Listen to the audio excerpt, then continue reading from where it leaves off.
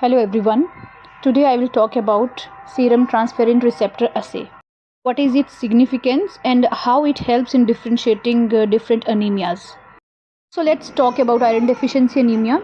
Here hemoglobin concentration, MCV, ferritin levels as well as iron concentration, they all are decreased here, but total iron binding capacity is increased. And next one is anemia of chronic diseases. It involves inflammatory cytokines, there is decreased RBC lifespan, and there is impaired reuse of iron. But what if a patient of ACD is also iron deficient? Then parameters for diagnosing iron deficiency are altered here. In that case, we can do bone marrow aspirate to know the iron status of that particular patient. But bone marrow aspirate is expensive, it is time consuming, as well as it is painful procedure for the patient. So there must be another option to differentiate between iron deficiency anemias and anemias of chronic diseases, and that is serum transferrin receptor assay. Let's talk about ferritin. If its levels are decreased, it means there is depletion of iron stores.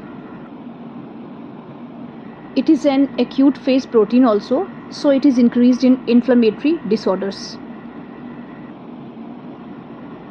For example, in active rheumatoid arthritis, ferritin levels are either normal or they are increased, even if patient is iron deficient.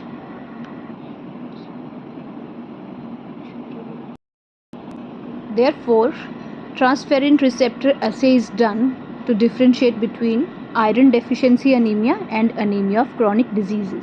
Now, what is transferrin? It is a protein which carries plasma iron. Showing you a rough diagram where iron is binding to the transferrin. Now, these transferrin receptors are present on those cells which require iron, and these receptors are present on their surfaces.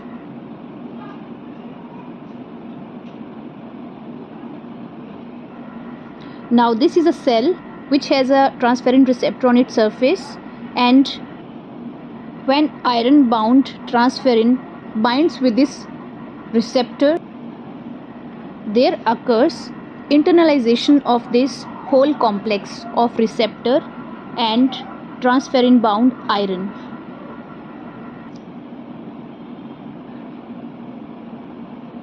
Once inside the cell, there occurs unloading of iron atoms from this complex.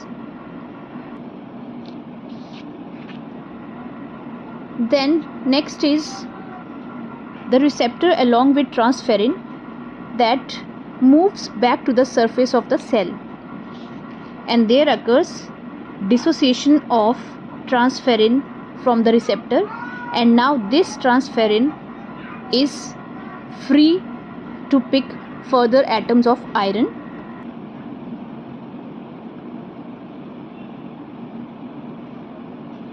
So in iron deficiency anemia, number of transferrin receptors are increased, and in anemia of chronic diseases, their number is normal.